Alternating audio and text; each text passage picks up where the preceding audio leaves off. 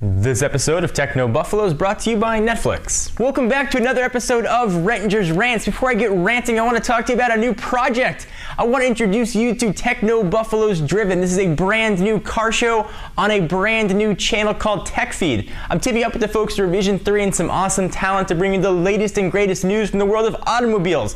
We're going to be doing hands-on drives, 0 to 60 times, talking about the tech in the car and bringing you the latest and greatest news as it happens. The TechFeed channel is going to have a lot of great content on it, a new video actually every day each week from folks that you already know. Soldier Knows Best, Veronica Belmont, the team at Hack 5, and tons of other great content producers. Not going to change what's going on at Techno Buffalo or our YouTube channel, just something in addition to. Hope you enjoy it. Link's going to be down below. Up this week, we're going to talk about RIM and BlackBerry. BlackBerry's annual BlackBerry Jam is going on. We're going to talk about what's coming out, what they're going to do for developers, and what we might see from the company in 2013. I'm also going to touch on how BlackBerry and Apple are more similar than you might think. Let's go ahead and get started.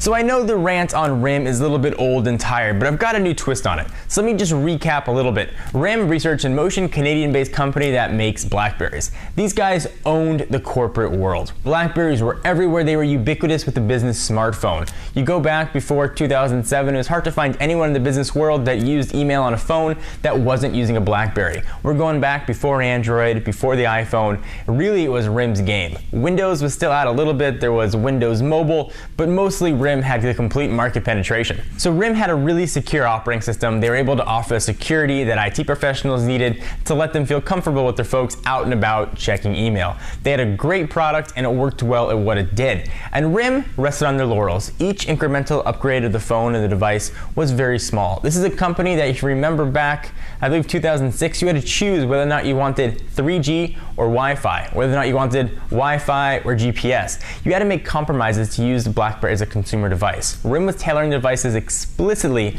for the executive and the corporate world, with consumers, general consumers, as a secondary side note.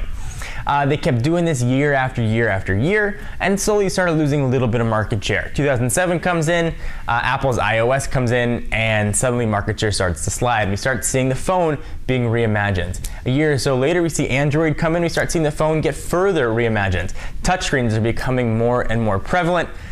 BlackBerry still not doing anything. Then we get the BlackBerry Storm. The first touchscreen BlackBerry the world was really excited about. It had a dual clicky screen, it had an on-screen keyboard, it had a browser, and everybody was really excited. Until you use the phone, you realize that it just didn't work. RIM essentially took their old operating system and put a touchscreen on top of it, and it didn't work. And once again, RIM's market share was falling. They kept putting out little upgrades, and eventually all those little upgrades didn't amount to anything big, and they were being passed by every other company. So fast forward a couple more years, Motorola's in the game, HTC's in the game, Samsung's in the game, all making Android phones. You got some Windows Mobile phones still coming out, and then Windows Phone comes out a few years later, and of course Apple is still doing their thing. Those phones get more and more corporate friendly, and suddenly RIM's market share gets even worse. And then RIM decides they want to get touchscreen friendly again. They release some BlackBerry Torches with touchscreen, and yes, they're a little bit better, but they still can't compete with what's out on the market, 2010, 2011-ish. Then QNX comes about. QNX is based on a Linux kernel. It's a full touchscreen operating system, really elegant,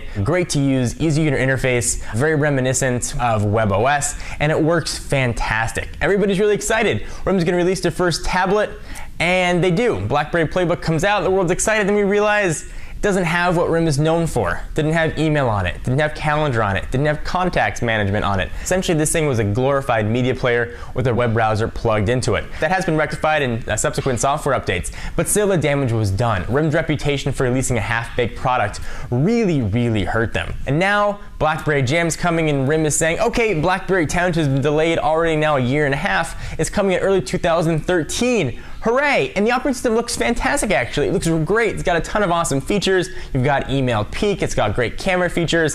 You finally have a full multi-touch browser integrated into a BlackBerry phone. And I think you're going to have a really awesome product, but it's been delayed and delayed and delayed, so now they're facing consumer apathy and they've lost a lot of market share. Apple seems to be doing something very similar. They are resting on their laurels with iOS. Very little has changed since 2007 to 2012 and probably in 2013. We've got apps in there, but the operating system itself is still just as it was. Not to say it's not functional. RIM's operating system was still very functional as well, had a core dedicated base of users, but it hasn't changed much. Apple's innovated certainly in the hardware standpoint, so it does differentiate them a little bit from RIM. They can learn a lesson by not resting on their laurels, continue to push innovation. There's a business term called the innovator's dilemma. Essentially, it's those that are really high on the end of the innovation curve generally end up getting passed by the consumers because they rest on those laurels of the first innovation. They have a hard time sort of duplicating it again or having fire strike twice, so to speak. So my advice to Apple, continue to innovate, continue to try to innovate. I'm sure that's nothing new. I'm sure they know that. But as a voice of the consumer, it's exciting to see a company as innovative, or at least to be as innovative as Apple on the hardware front, fall a little bit short on the software front. They can learn a lesson from the folks at RIM. So let me take a minute to thank our friends and sponsors at Netflix. Netflix streams TV shows and movies directly to your home, saving you time, money, and hassle. As a Netflix Unlimited member, you can instantly watch TV episodes and movies streaming directly to your PC, Mac, or right to your TV with your Xbox 360, PS3, or Wii console. Watch as many movies as you want, anytime you want, and you can cancel anytime. For a limited time, get a free 30-day trial membership. Go to netflix.com/buffalo and try it now. Give it a shot. You can watch all your movies. That's netflix.com/buffalo for your free 30-day trial. If you live in the UK or Ireland, don't worry, Netflix has you covered as well. Just go to netflix.co.uk/buffalo or netflix.ie/buffalo. So what do you guys think? Are you excited about BlackBerry 10? Am I way off that Apple can learn something from what happened to BlackBerry? I'd love to hear your thoughts. Thank you guys for watching another episode of Rettinger's Rants. Be sure to check us out at technobuffalo.com for the latest and greatest tech news. I'm John Rettinger. I'll see you in the next video.